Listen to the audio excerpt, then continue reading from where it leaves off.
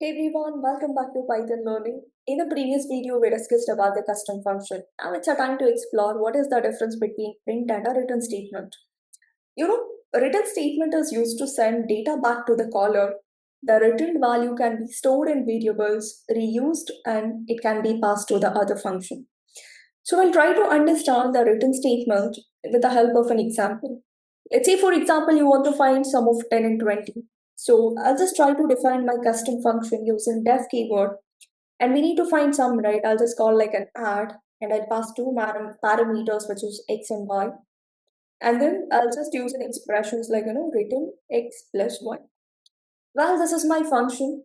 So what this return statement will do, it will return a value of our expression. If I call add of 2 comma 3, it will return a value for me. So we need to find sum of 10 and 20, right? So let me pass 10 comma 20.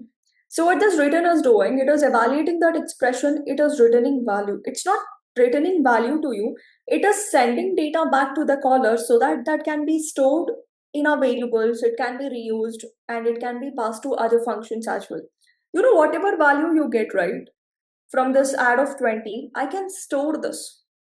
I can call it like, new value is equal to, and I can utilize this value. I'll just call it like a new value. See, I can store the value which is written by a written statement, and also I can use that to perform certain operations. See, new value is a 30. I'm just starting with 100. So it's working. So return is used to return a value, and whatever value it's written in, it can be stored, it can be reused, and it can also be passed to other different functions. So that's an interesting thing about a written statement. So now coming to the print statement, print is used just to display the output, and it doesn't give back data to your program, and also it doesn't help you in storing. Let me show you like what happens. Let me use the same program. I'll just call it like a define add when off. I'll just use like x comma y, and instead of returning, I'll just say like print x plus y. Done. Okay, now I'll just call my function which is add one of. I'll pass 10 comma 20. So it's giving me 30. So now let me try to store this 30 value to a variable. I'll just call it like value is equal to add one of 10 comma 20. And let me try to print a value. See, it is printing value, right?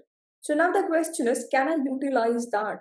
See, if I say value plus 100, it's not working. You know why? So whenever I try to store the result of a value, result that you got from a print statement, when you store it to a variable and if you try to print it, can you see it's not just returning your value, along with that it's giving like a none. So since it's returning two values, one is a 30, another one is a none, so we cannot reuse the value of your print statement. It cannot be stored. You can store it, but you cannot reuse it. It doesn't support. See, it just gives an error like unsupported operand. Okay, so print is like used for displaying something on a screen that human can see. Written will send a value back from a function.